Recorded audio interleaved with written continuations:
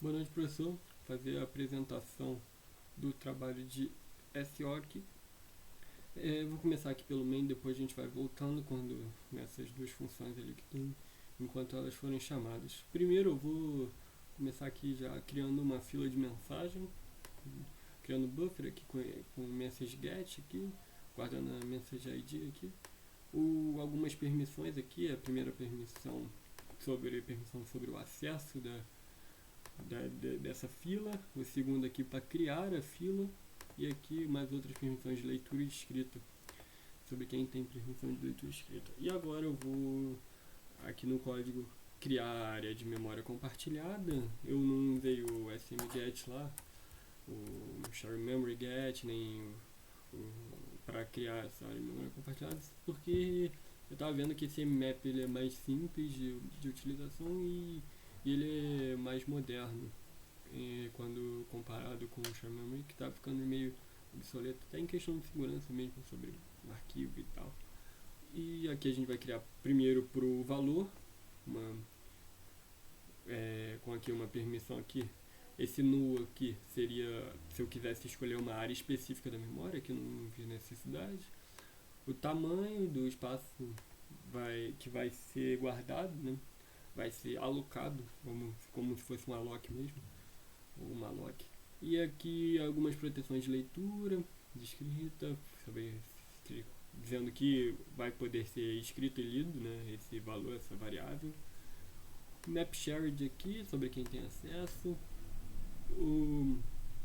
O Anonymous aqui está como rabisco de erro aqui, mas só porque ele não reconhece, mas isso aqui é só para dizer que eu não escolhi nenhum lugar na memória específico e não tem nada, nenhum arquivo específico criado para alocar essa variável. E aqui são mais permissões de arquivos, então é -1 e 0, porque literalmente não existem permissões para isso. E eu criei também aqui da mesma forma um espaço comum para guardar o semáforo para todo mundo conseguir acessar o semáforo. Aí aqui no conteúdo lá da memória eu guardei no valor, o valor 1, que é o valor compartilhado ao início da execução. Iniciei aqui o semáforo, o único semáforo, né? Importante falar que ele não foi iniciado aqui dentro desse for, foi iniciado fora, porque o semáforo é um só para todo mundo. Ele é iniciado como um porque não há ninguém na região crítica ainda, então ele está como liberado. E aqui agora a gente vai inicializar os filhos, usando fork aqui. Um filho já aqui está definido como 4, né? E aqui ele vai criar aqui pelo fork os filhos. E se o PID der menor do que 0 em algum deles, ele vai retornar um erro fork e vai parar a execução do for. Aí aqui dentro do filho, cada filho vai ter um srand diferente, porque eu botei o getPID, senão, porque se faz com time null, ele ia acabar tendo o mesmo tempo para todos. Aqui eu declaro as threads, simplesmente dentro de cada filho vai ter uma thread. Thread até no plural tá até errado, né, para pensar, podia ter deixado, porque antes eu estava tentando fazer um vetor aí, mas eu vi que era besteira e voltei atrás, e aí meio que ficou threads aqui, mas cada filho vai ter como se fosse sua própria thread, vai encerrar sua própria thread sozinho, então tá tudo certo. Criei uma variável local aqui, inicializada como 0, sem valor, mas podia ser inicializada como 1, já que ele vai copiar, né, o valor daqui a pouco. Eles vão deixar como 0 por enquanto. Não faz diferença. E aqui ele primeiro é o filho, né? Primeiro ele vai estar bloqueado, porque como vê aqui embaixo, até ficou uma ordem meio esquisita, mas quando vê aqui embaixo ele declara aqui a struct de mensagem. Mensagem só tem um mtype lá, um long mtype lá, que é só uma mensagem genérica mesmo, só de liberação, não daria para passar, né? Coisa. E aqui é o que ele espera receber, né? O que é o mtype lá.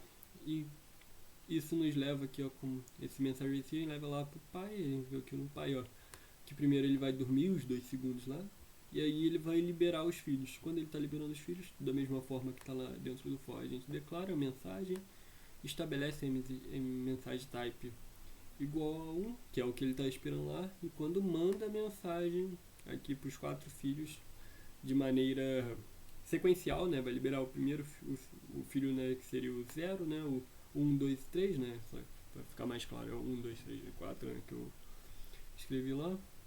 Ele vai mandar todos e vai esperar aqui enquanto eles terminarem.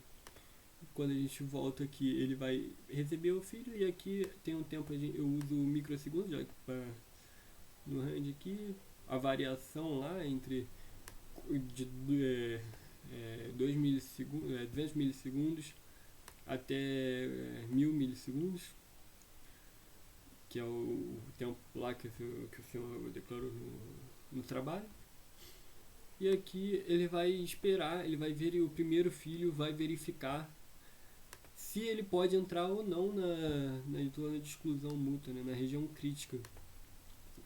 Ele podendo, né, como o semáforo foi iniciado com 1, o primeiro que chegar vai poder entrar. O primeiro quem vai ser o primeiro que vai chegar vai ser o que tiver o menor tempo aqui, aleatório.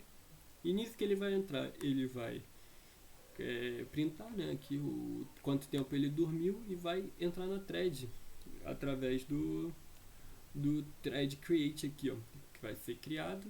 Esse daqui é a função, a mensagem que vai passar e o argumento que vai ter lá dentro da função aqui do pthread, que é o thread copiou, que é o nome que eu dei para thread.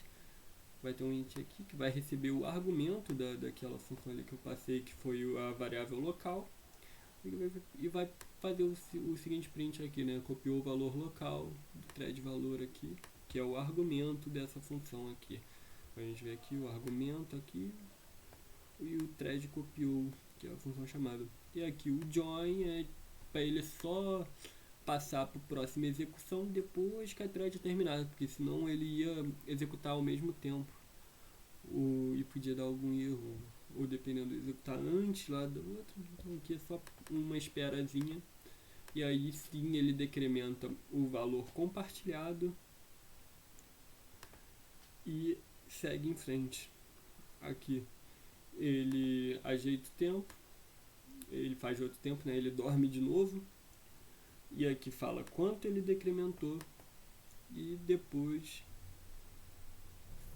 é importante falar, né, que o local variável aqui, eu acho que eu pulei, não sei se eu comentei, ele copia o valor da memória compartilhado para o local variável. Todos os filhos fazem isso.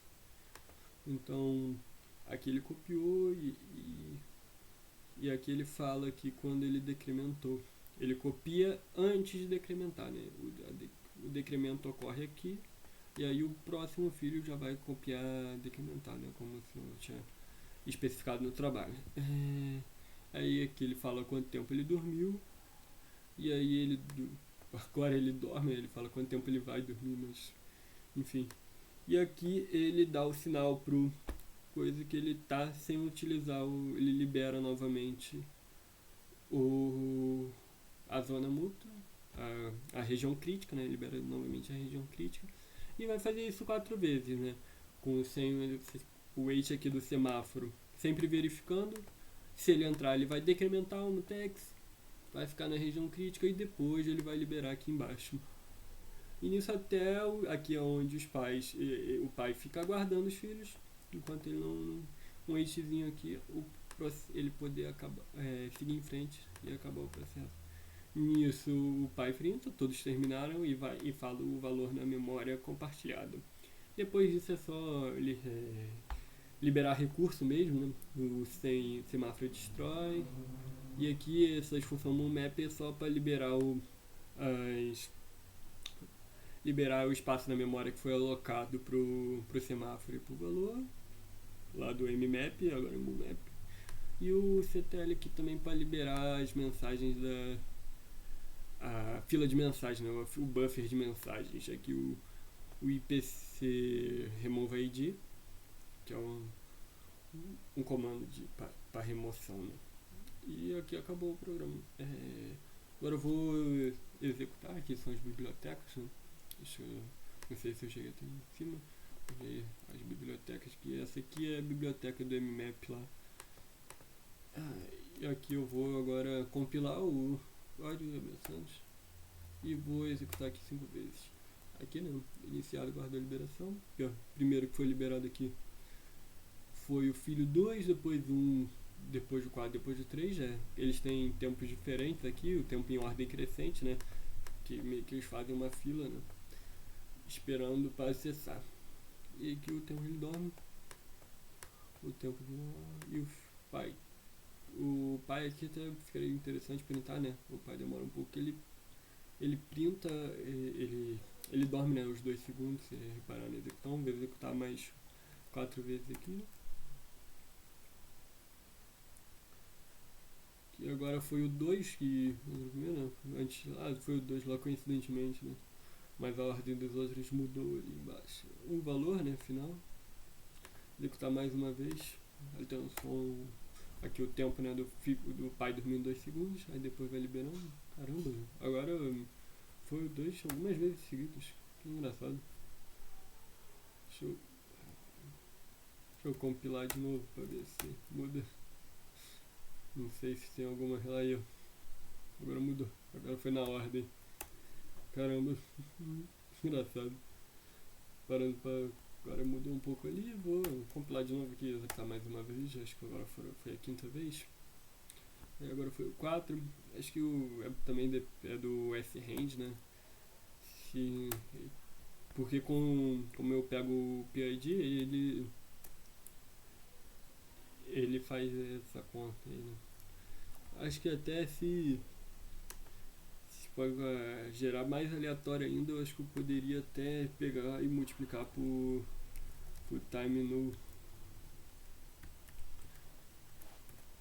time. Se eu botar aqui, ai, esse acho que o time ele tem que ser maiúsculo, não lembro. E multiplicar aqui, né? Vamos ver o que acontece. Não, time é minúsculo mesmo. Vamos ver.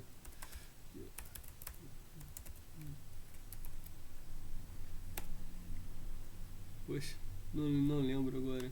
Acho que eu não importa. Time.h tá aqui. Esse range. Time no. Não quero essa bomba. Aí, acho que agora vai. Acho que agora cada execução ele vai realmente gerar um mais aleatório, né? Porque eu acho que o time ele pega o tempo na execução, né? Agora tá um pouco mais aleatório aí dentro de todos os percalços. Que acabou que eu compilei de novo, né? Mas é isso. Os valores estão bem aleatórios, porque o time no ele pega o tempo, acho que de execução do programa, né? Não sei se eu acho que é de execução e aqui o getPID ele leva um pouco mais de aleatoriedade, né? Como explicando pelo getPID, senão todos iam rodar com o mesmo tempo, né? Isso aqui é até interessante de mostrar, né? Como o teste né, você faz isso aqui, ele vai pegar o tempo de todos vai ser igual, né? Aqui, ó. E aí eu não sei como. Acho que aí já é tempo de processamento mesmo.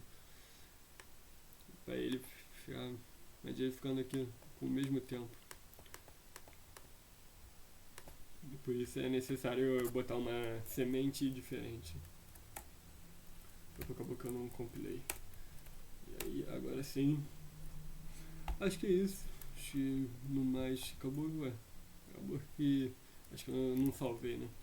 Aí acabou que. Acho que é por isso. É isso mesmo. Acho que não tem muito mais o que falar. Aqui falar os valores, né? Que a thread manda. Como a thread ela manda o valor local antes do decremento.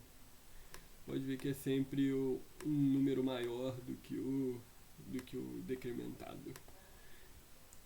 Acho que é isso, professor. Agradeço aí.